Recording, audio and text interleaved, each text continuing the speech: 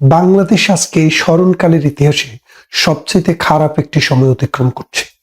1971 সালে আমরা যুদ্ধ করেছিলাম বিদেশিদের বিরুদ্ধে, আমরা যুদ্ধ করেছিলাম পাকিস্তানি দখলদারদের বিরুদ্ধে, এবং আমাদের সেই যুদ্ধের একটা গন্তব্য ছিল, সেখানে একটা গতি ছিল, একটা নীতি ছিল, একটা আদর্শ ছিল।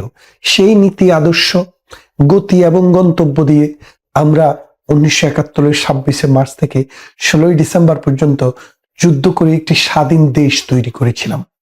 সেই স্বাধীন স্বদেশ তৈরির ক্ষেত্রে আমাদের যে সহযাত্রী ছিলেন তারা ছিলেন ভারতীয় উপমহাদেশ, অর্থাৎ ভারত মহাদেশ, অর্থাৎ ভারত আমাদেরকে অস্ত্র দিয়েছে, অন্ন দিয়েছে, ট্রেনিং দিয়েছে, নিজেদের সীমান্ত খুলে দিয়ে নিজের দেশে আশ্রয় দিয়েছে। শুধু কি তাই, 1 কোটি মানুষ 1971 সালে ভারতে আশ্রয় শিবিরে আশ্রয় নিয়েছিল জীবন বাঁচানোর জন্য, সম্ভ্রম বাঁচানোর জন্য, শিশুদের জীবন রক্ষা করার জন্য, বৃদ্ধদের জীবন রক্ষা করার জন্য। সেই ভারত উদারভাবে বাংলাদেশের পাশে এসে দাঁড়িয়েছিল। পৃথিবীর নানা দেশে ডিপ্লোমেসির মাধ্যমে বাংলাদেশের জন্য জনমত তৈরি করেছে। পৃথিবীর নানা দেশ থেকে অস্ত্র সংগ্রহ করে মুক্তিযোদ্ধাদেরকে দিয়েছে, গেরিলাদেরকে দিয়েছে। সেই ভারত গত 53 বছরে বাংলাদেশের একটি কণা মাটিও দখল করার চেষ্টা করেনি এবং দখল করেনি। উপরন্তু ভারতের সাথে 74 সালে ইন্দিরা মুজিব একটি চুক্তি হয়েছিল যে সীমান্তে যে ছিটমহল আছে সেই ছিটমহলগুলোর বিনিময়ের জন্য। 54 বছরের মধ্যে 50 বছর কেটে গেলেও এই চুক্তিটি বাস্তবায়িত হচ্ছিল না। পরবর্তীতে এই মোদী সরকার শেখ হাসিনার সাথে এই সমঝোতা করে সেই চুক্তিটি বাস্তবায়িত হলো। ভারত তার 1500 হেক্টর জায়গা বাংলাদেশকে বেশি ছেড়ে দিয়েছে, দিয়ে এই সমস্যার সমাধান করেছে। শুধু কি তাই, হার্ডিঞ্জ ব্রিজের নিচ দিয়ে তখন ট্রাক চলতো, গঙ্গা আর বুকে পানি নেই। সেই পানির জন্য যে হাহাকার, আমরা বিএনপিকে, বাসানির দলকে, ওই মামুনুল হকের বাপকে দেখেছি পারাক্ষা অভিমুখে লং মার্চ করে, কিন্তু পানি আর আসে না। শেখ হাসিনা এসে ভারতের সাথে বন্ধুত্বের ভিত্তিতে একটি চুক্তি করলেন, গঙ্গার পানি চুক্তি। সেই গঙ্গার পানি চুক্তিটি 2026 সালের সেপ্টেম্বর মাসে শেষ হয়ে যাবে। মনে হচ্ছে আজকের দিনে যে অবস্থা, গঙ্গা আবার শুকিয়ে কাঠ হয়ে যাবে, চৌচির হয়ে যাবে গঙ্গার তলদেশ। কারণ ভারত গঙ্গা চুক্তি আর নবায়ন করবে না। কেন করবে না? কারণ শত্রু রাষ্ট্রের তালিকায় বাংলাদেশ এখন 3 নম্বরে। তাহলে আপনি আসুন, দেখুন যে বাংলাদেশের ভবিষ্যৎটা কোথায় যাচ্ছে। যে ভারত 1971 সালে আমাদেরকে সহযোগিতা করেছে, গঙ্গার পানি চুক্তি করেছে, যেই ভারত আমাদের সীমান্ত সমস্যার সমাধান করে দিয়েছে, ভারতের সাথে তালপট্টি অঞ্চলে আমাদের 25,000 বর্গ কিলোমিটার সমুদ্র সীমা নিয়ে ডিসপিউট ছিল, সেটা ভারতের দখলে ছিল। আরবিট্রেশনের মাধ্যমে শেখ হাসিনার সাথে পরামর্শ করে মোদি সেটারও সমাধান করে দিলেন। সেখানে বাংলাদেশ পেল 21,500, ভারত পেল 4,500। না সরি, বাংলাদেশ পেল 20,500 আর ভারত পেল 4,500 বর্গ কিলোমিটার। তারপর সমাধান হলো।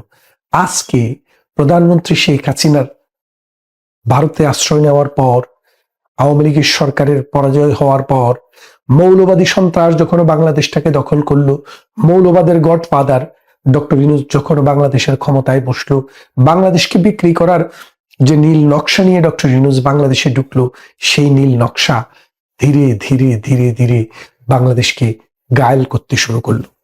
এখন বাংলাদেশ তার বন্দরটি দিয়ে দিল আমেরিকাকে, আরেকটি বন্দরের দায়িত্ব দিয়ে দিল এই ডেনমার্ককে। আমাদের সমুদ্র সীমা এখন আর আমাদের হাতে নেই, বিন্দেশি বেনিয়াদের হাতে চলে গেছে বাংলাদেশের সমুদ্র সীমা। বাংলাদেশ এখন একটি বঙ্গুর রাষ্ট্র। এই বঙ্গুর রাষ্ট্রে আজকে প্রথম আলো ভাঙে, কালকে অমুকের বাড়ি ভাঙে, পরশুদিন অমুকের বিজনেস ভাঙে। এইভাবে করতে করতে বাংলাদেশটি ধ্বংসের দ্বার প্রান্তে চলে গেছে। ভারতকে হুমকি দেওয়া হচ্ছে, কূটনীতিক সমস্ত শিষ্টাচারকে লঙ্ঘন করে বলা হচ্ছে ভারতের 7 সিস্টারকে দখল করা হবে। ভারতের গতকাল থেকে, গত 2 দিন থেকে ভারতীয় হাই কমিশনে হামলা হচ্ছে, ভারতীয় দূতাবাসগুলোতে আক্রান্ত হচ্ছে, মানুষকে হত্যা করার চেষ্টা করা হচ্ছে, আর্মি পুলিশ দিয়েও থামানো যাচ্ছে না। এই লাল বদরেরা কারা? 1971 সালের আলবদররা নাম বদলিয়ে এখন লাল বদর হয়েছে। সেই লাল বদরদের সর্দারদের একজন ছিল হাদি, যিনি ইতিমধ্যে পরলোক গমন করেছেন। তার বিদায়ী আত্মার শান্তি কামনা করতে গিয়ে আগুন জ্বালানো হচ্ছে, রাস্তাঘাট ভাঙা হচ্ছে, 32 নম্বরের ভাঙা বাড়িতে আবার বুলডেজার চালানো হচ্ছে। এমনি করে এইভাবে যেই বাংলাদেশকে আপনারা দেখছেন, ভারতকে এত বড় প্রতিবেশীকে যে চ্যালেঞ্জ আপনারা ছড়িয়ে দিচ্ছেন, এর ফলাফল কি হবে? ভারত তার স্ট্র্যাটেজি ঠিক করছে। ভারত স্ট্র্যাটেজি ঠিক করছে বাংলাদেশকে পুরোটা নিয়ে নিবে নাকি প্যারালাইজড করে দিবে। আপনারা ভাবছেন ভারতের কোনো ক্ষমতা নেই? না, ভারত তো খিস্তি খেউর করবে না। ভারত তো আপনার মতো রাস্তার বস্তির ছেলেমেয়েদের মতো হাহাকার এরকম গালিগালাজে লিপ্ত থাকবে না। ভারতের যে কাজ, আপনারা সেটা যদি দেখেন, সেটা যদি ঘটে যায়, এই বাংলাদেশটি আর থাকবে না। আপনারা জানেন আমাদের সেনাপ্রধান বলেছিল, আপনারা যদি ঠিক না হন এই দেশের স্বাধীনতা এবং সার্বভৌমত্ব থাকবে না। তার এই কথাটি, তিনি কিন্তু সেনাবাহিনীর প্রধান, এটা সিগনিফিকেন্স কোথায় একটু খোঁজ করে দেখেন।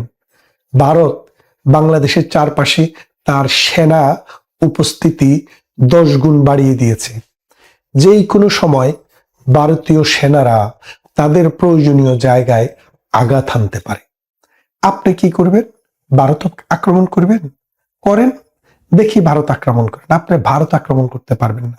আপনারা পারবেন বাংলাদেশের মধ্যে একটা গৃহযুদ্ধ লাগাতে। এই 18 কোটির মানুষের মধ্যে 9 কোটি মানুষ নিহত হবে। এই 9 কোটি মানুষের লাশের গন্তে এই দক্ষিণ পূর্ব এশিয়াতে মানুষ বসবাস করতে পারবে না। এই হায়নারা বাংলাদেশে এই শুয়োরদের হাতে ক্ষমতা যাওয়ার পর শুয়োররা যেভাবে আস্ফালন শুরু করেছে বাংলাদেশে, এই বাংলাদেশটিকে একটি জাহান্নাম না বানিয়ে তা ছাড়বে না। ভারত অনেক চেষ্টা করেছে, অনেক নমনীয় থেকেছে। ভারত মনে করেছে বাংলাদেশ একটি বন্ধুপ্রতিম রাষ্ট্র, তার রাষ্ট্রের সমস্যা তারা সমাধান করবে। আমরা প্রতিবেশী রাষ্ট্র, আমরা উদ্বিগ্ন, আমাদের ইন্টারেস্ট আছে, আমাদের সম্পর্ক আছে, কিন্তু বাংলাদেশের সমস্যা বাংলাদেশে সমাধান করুক। কিন্তু বাংলাদেশ তার সমস্যাটাকে ভারত পর্যন্ত নিয়ে যাওয়ার চেষ্টা করছে। দেখেন, তারেক রহমান 17 বছর কিন্তু লন্ডনে নির্বাসনে ছিলেন। কই, লন্ডনে নির্বাসনে থাকা অবস্থায় বাংলাদেশের কেউ তো লন্ডন আক্রমণের কথা বলেনি, কেউ তো লন্ডনে এসে এই তারেক রহমানকে নিয়ে যাওয়ার জন্য বলেনি। শেখ হাসিনা কিন্তু আগেও ভারতে নির্বাসিত ছিলেন দীর্ঘদিন। কই, তখন তো জিয়াউর রহমান যাইয়া ভারত আক্রমণের কথা বলেনি। কিন্তু আজকে কেন হচ্ছে? আজকে আপনাদেরকে বুঝতে হবে, বাংলাদেশটাকে একটা যুদ্ধক্ষেত্র বানানোর চেষ্টা চলছে। সেখানে ভারতকেও যুদ্ধে অংশগ্রহণ করানোর চেষ্টা চলছে। চায়না এবং পাকিস্তান ইন্ধন দিচ্ছে, আমেরিকা খুব দূরে বসে মিটমিট করে হাসছে। তাদের কথা উঠলে অস্ত্র বিক্রি করতে হলে তো একটি যুদ্ধক্ষেত্র লাগবে, আর সেই যুদ্ধক্ষেত্রে অস্ত্র বিক্রি করবে আমেরিকা এবং চায়না।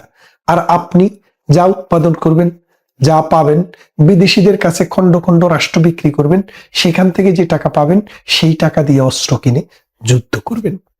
এই যুদ্ধ কতদিন চালাবেন, কতদিন চলবে যুদ্ধ আমরা জানি না, কিন্তু আমাদের সোনার বাংলা ধ্বংস হয়ে যাচ্ছে এবং ধ্বংস হয়ে যাবে।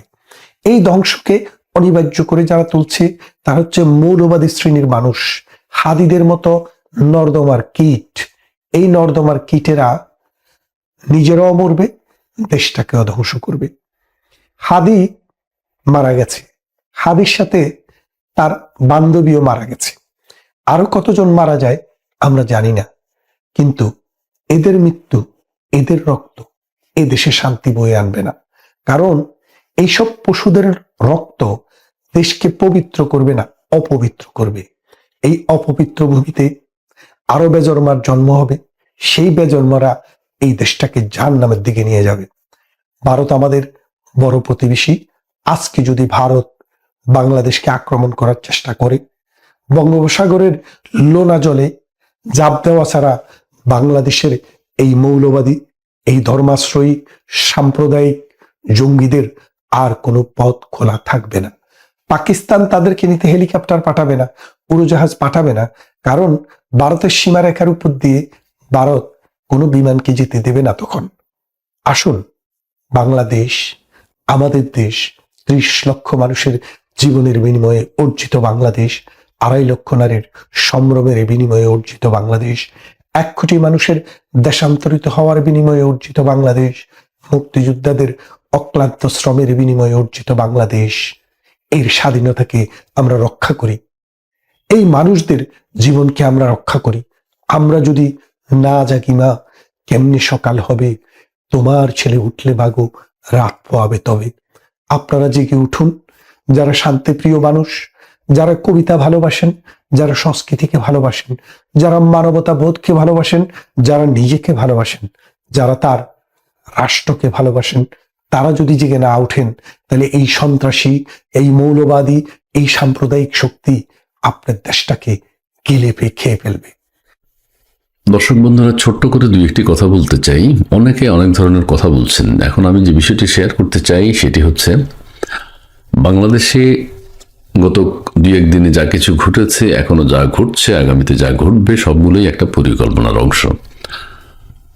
ওসমান হাদিকেই ওই পরিকল্পনার অংশ হিসেবে টার্গেট করা হয়েছে, তাকে হত্যা করা হয়েছে, গুলি করা হয়েছে। প্রশ্ন উঠেছে যে হত্যাকারী কিভাবে বাংলাদেশ থেকে চলে গেল, বাংলাদেশ থেকে পালালো? ঠিক আছে, কারা তাকে সহযোগিতা করেছে? আর আরেকটি বিষয় হচ্ছে, আইন শৃঙ্খলা বাহিনী সেখানে কোথায় ছিল? আর গত 2-3 দিনে ওসমান হাদির মৃত্যুর পর বাংলাদেশে যা কিছু ঘটেছে তাই কিন্তু পরিকল্পনা। আর সেই পরিকল্পনাটা জানেন আমাদের মাননীয় প্রধান উপদেষ্টা, আমাদের সেনাপ্রধান এবং ফ্রান্স প্রবাসী আমাদের ভাই, ফ্রান্স প্রবাসী, নট লন্ডন প্রবাসী। তো তিনি জানেন, তারা 3 জন জানেন এবং বিচ্ছিন্নভাবে অনেকেই জানেন। তাদের পরিকল্পনা অংশ কোন বিদেশি চাপে বাংলাদেশে এগুলো ঘটছে, কারা এগুলা করবে, টার্গেট করবে কোন কোন জায়গায়, সেগুলো সবাই জানেন। আমাদের 3 জন তো বিশেষভাবে জানেন। বিশেষভাবে লক্ষ্য করবেন, আমাদের সেনাবাহিনী বা আইন শৃঙ্খলা বাহিনী পুরো ঘটনাটায় নীরব দর্শকের ভূমিকা পালন করেছে। এইটা তো কোনোদিনও হতে পারে না, কিন্তু হতে পারে যদি সেটা পরিকল্পনার অংশ হয়, এবং সেটাই হয়েছে। আমাদের সেনাপ্রধান ওয়াকারুজ্জামানের কোনো বক্তব্য শুনেন নাই, তিনি এটার পার্ট। আমাদের প্রধান উপদেষ্টার কোনো কথা শুনেন নাই, তিনি এটার পার্ট। আমাদের ফ্রান্স প্রবাসী সমস্ত উস্কানি তিনি দিয়েছেন, তিনি এটার পার্ট। এবং আগামীতে দেখবেন শাহবাগে 2-1 দিনের মধ্যে মিলিশিয়া বাহিনী গঠন হবে। শাহবাগে আরো বড় কোনো ঘটনা ঘটে যেতে পারে, বিপ্লবী সরকার গঠন হতে পারে। এবং ফ্রান্স প্রবাসী ধারণা করা হচ্ছে তিনি এখন বাংলাদেশে আছেন এবং তাকে বড় কোনো দায়িত্ব দেয়া হবে দেশ পরিচালনার ক্ষেত্রে। সেই ঘটনাগুলোই ঘটবে খুব তাড়াতাড়ি এবং সবাইকে নিরাপদে থাকতে হবে। এখন যা কিছু ঘটছে, তবে দুঃখজনক ঘটনা হলো ওসমান হাদিকে ভিকটিম করা হয়েছে এবং তারা যদি সফল না হয় আরো অনেক কিছু ঘটবে। এবং প্রগতিশীল যারা আছে বা এই সরকারের যারা সমালোচনা করেন, তাদের খুব বিপজ্জনক অবস্থা ঘটবে।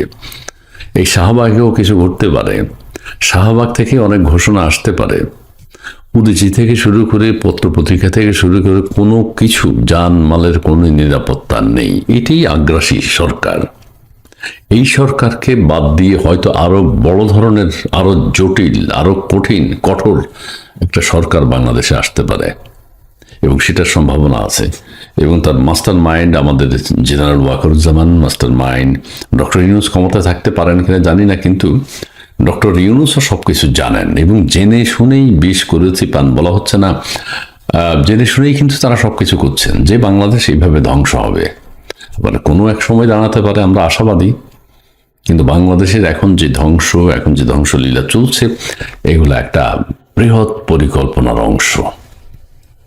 যাই হোক, আমার কথা কোনোভাবে নেবেন না, এগুলো সবকিছুই আলোচনা বিশ্লেষণ করে জানা গেছে। এবং শাহবাগ, আপনারা জানেন শাহবাগের নাম অলরেডি ওসমান হাদি চত্বর দেওয়া হয়েছে। ওসমান হাদিকে আমাদের কবি নজরুলের পাশে দাফন করা হবে, তার জানাজা হবে আমাদের সংসদ ভবনের সামনে।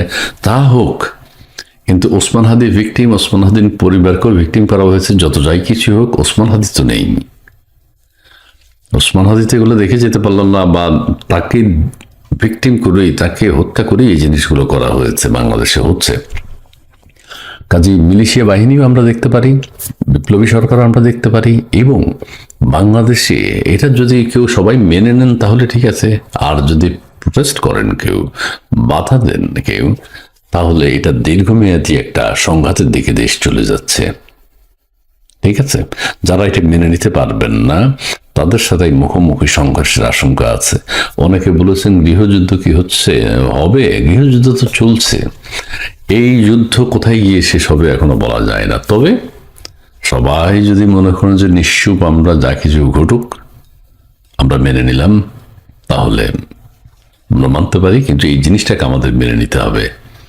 মিলিশিয়া বাহিনী বর্তমান যারা এই যে ইয়াং জেনারেশন, ডক্টর ইউনূস সাহেব খালি ইয়াং জেনারেশন কথা বলেন, কেন বলেন? ইয়াং জেনারেশন এখন ঝাঁপিয়ে পড়েছে। ইউনূস সাহেবের পদত্যাগ চেয়েছে, ইউনূস সাহেব পদত্যাগ করেছেন। স্বরাষ্ট্র উপদেষ্টার পদত্যাগ চেয়েছে, স্বরাষ্ট্র উপদেষ্টাকে পদত্যাগ করেছেন। সবই গেম।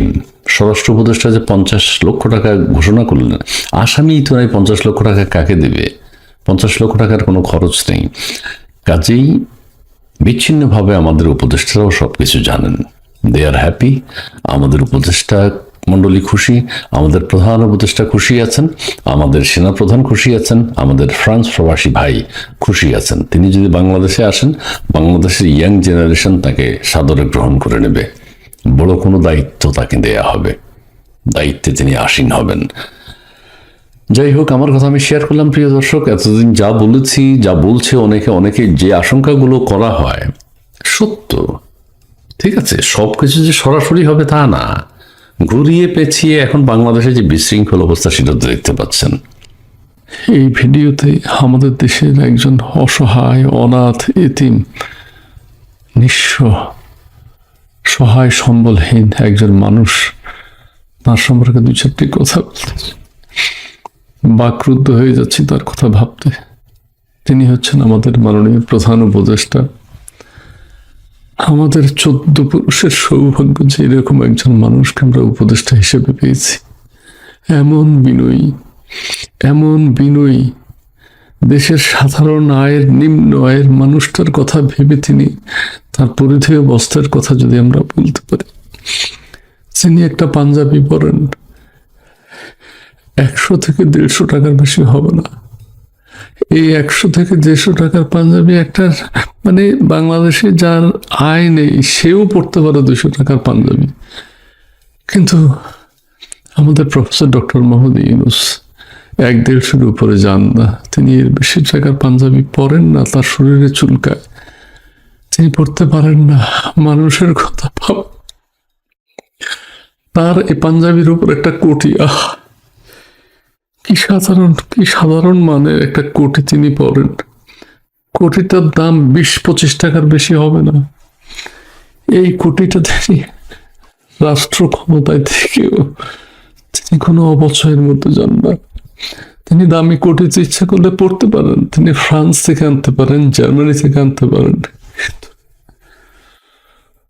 তিনি মানুষের কথা ভাবেন, সেই সাধারণ মানের কোটি, সাধারণ মানের পাঞ্জাবি, আরো কত কি আপনারা একটু খেয়াল করবেন। তার পায়ের জুতো, 1 জোড়া জুতো তিনি পরেন, সেই জুতোর দাম 200 থেকে 250 টাকা। এত মানুষের কথা এত চিন্তা করেন তিনি, 200-250 টাকার উপরে তিনি জুতো পরেন না।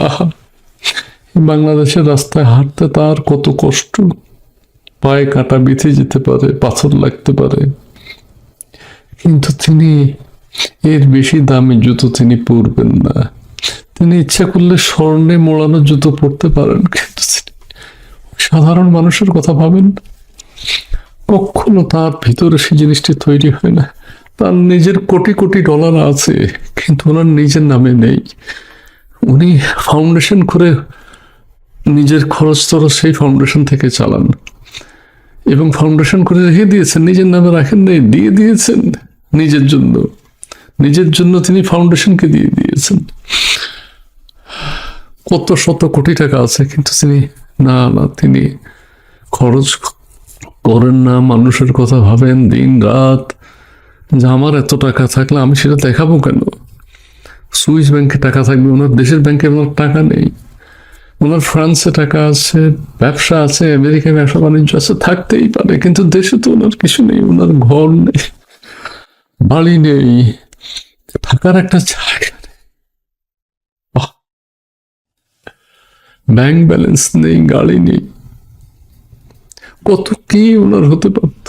এরকম একজন মানুষ, অনন্য অসাধারণ, অনন্য সাধারণ মানুষকে আমরা আমাদের প্রধান উপদেষ্টা হিসেবে পেয়েছি। আল্লাহ ওনাকে 50 বছর আরো থাকার তৌফিক দান করুন। এত বিনয়ী, এত অমায়ী, ভিতরে ভিতরে হিংস্র, মানে এইরকম একজন মানুষকে আমরা পাবো না।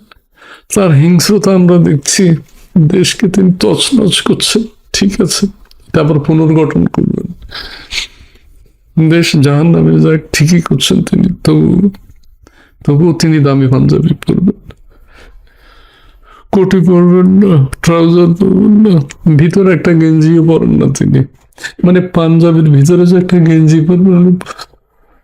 উনি বলছেন যে আমার দরকার নাই, আমি সাধারণ মানুষ, যার বস্ত্র নাই, আমি তার মতো থাকতে চাই। অথচ আমরা লোকটাকে বুঝতেছি না। আমাদের কি হবে, আমরা আখেরাতে কি জবাব দেব? উনি ওনার কোটি কোটি ডলারের জবাব দিতে পারবেন, কিন্তু আমরা কি জবাব দেব? ওনার ছেলে মেয়ে কয়জন, উনি সেটা প্রকাশ করেন না।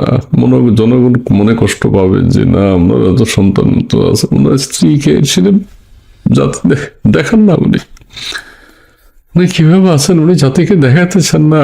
অন্যরা হয়তো কম্পেয়ার করে, আমরা এত ভালো আছি, ওনার স্ত্রী উনি এগুলো চান না। উনি নির্বাচন করতে চান, অথচ আমরা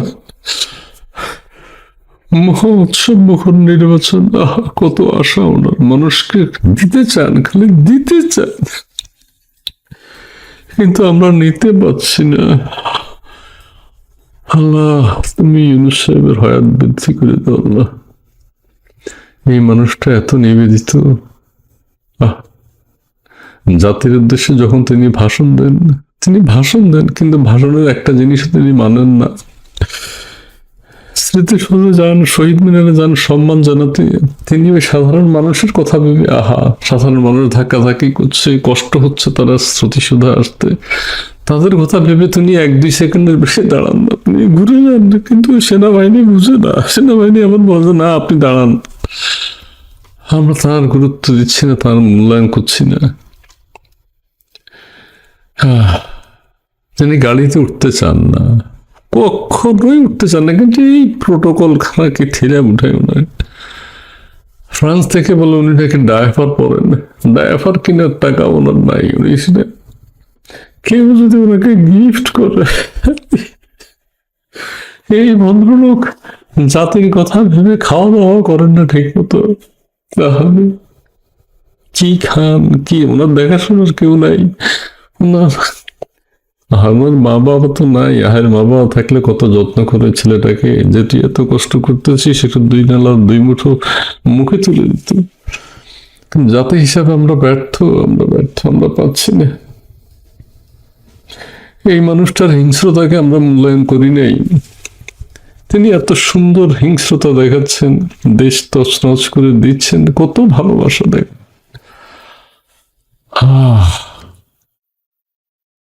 মানুষের কল্যাণে তিনি সব সময় কাজ করে যাচ্ছেন। এই মানুষটাকে আমরা যদি হারাই, জাতি একটা বিবেকহীন লোক হারাবে, মানে এটা জাতি হিসেবে আমরা চিরদিন মনে রাখবো, এরকম বিবেকহীন লোককে আমরা হারিয়েছি। যিনি নিজের কথা উনি ভাবারই সময় পান না, যদিও নিজের জন্য সবকিছু করেন, কিন্তু নিজের কথা তিনি ভাবেন না। কি থেকে কি হয়ে যায়, যত ব্যবসা বাণিজ্য উনি নিচ্ছেন, এগুলা কি উনি নিজের জন্য রাখবেন, ফাউন্ডেশন করে দিবেন, পরবর্তীতে ফাউন্ডেশন করবেন। আল্লাহ দীর্ঘ হায়াত দান করো, তিনি যেন 50 বছর তিনি আশা করছেন, অথচ আমরা এত নিম্নমানের জাতি, উনি আশা করছেন 50 বছর। আমরা কেন চাচ্ছি না উনি থাকুন, উনি 100 বছর, আগামী 100 বছর উনি থাকুন না, আমাদের খবর। আমরা দেশটা তাহলে একেবারে মানে ভাঙচুর হতে হতে দেশটা তছনছ হতে হতে একটা পূর্ণাঙ্গ নদী সমুদ্রে পরিণত হবে দেশ, সেটা ভালো না? কত ভালো করার জন্য উনি চেষ্টা করছেন। এই যে বৃহস্পতিবার রাত যা হয়েছে, উনি নিশ্চিন্তে ঘুমিয়েছেন সেদিন, বৃহস্পতিবার রাতটা তিনি আরামে ঘুমিয়েছেন, এটা বুঝতে হবে। তোমরা ভাঙো ভাঙো, আমি আবার গড়ে দেব। কত সুন্দর চিন্তা ওনার। দেখি এখন তিনি যদি ওই ইয়ে করেন আরো কি বিপ্লবী সরকার করুন না, মানে দ্রুত করুন, আমরা তো সেটাই চাই। বিপ্লবী সরকার, রাষ্ট্রপতিটা দরকার নাই, উনি রাষ্ট্রপতি হবেন, উনি প্রধান উপদেষ্টাও থাকবেন, উনি সবকিছু, উনি সব, আমরা ওনাকে ছাড়া মানব না। ডক্টর ইউনূস, আহারে কত কিছু করেছেন, কিন্তু নিজের জন্য একটা টাকাও নেই, একটা টাকার অ্যাসেট নাই। খালি মানুষের জন্য, খালি মানুষের জন্য, খালি ফাউন্ডেশন করে নিজের জন্য টাকাটা রেখে দেন সুইস ব্যাংকে, জার্মানিতে, ফ্রান্সে। উনি ভাবেন এই টাকা পয়সা আমি দেশে আনলে লোকজন দুঃখ পাবে। উনি মানুষের দুঃখের কথা ভেবে এগুলো বিদেশে রেখেছেন। না, আমি আর ভিডিও বড় করবো, আর বেশি কথা বলবো না। আল্লাহ ওনাকে সুস্বাস্থ্য দান করুন। উনি যাতে, বলে শেষ করতে পারবো না, উনি আমাদের ইব্রাহিম হোসেন বলছে যে আখেরি খলিফা। ছেঁড়া পায়জামা, ছেঁড়া পাঞ্জাবি, ওনার নামের মধ্যে আমাদের হুজুরা তো বলেছেন দুটো নাম, মোহাম্মদ এবং ইউনুস, আমাদের দুইজন নবীন নাম উনি ক্যারি করেন। এই মানুষটার কাছ থেকে তো আমরা শুধু ভালো ধ্বংস পাবো, ভালো ধ্বংস। ভালোভাবে কিভাবে তিনি দেশ ধ্বংস, দেশ ভাঙচুর, দেশ, আমরা তো সেটাই পাবো, দুইজন নবীন নাম তার মধ্যে। যাক প্রিয় দর্শক, বেশি কথা বলবো না। ওনার চরিত্র এবং কৃতিত্ব নিয়ে, মানে আটলান্টিক মহাসাগরের মতো, মানে আটলান্টিক মহাসাগরের মধ্যে আমরা মানে লিখে কুল পাবো না, ওনার চরিত্র এবং কৃতিত্ব লিখে কুল পাবো না। এক কলমে হয়ে যাবে না, আটলান্টিক মহাসাগরের মতো হবে ওনার চরিত্র।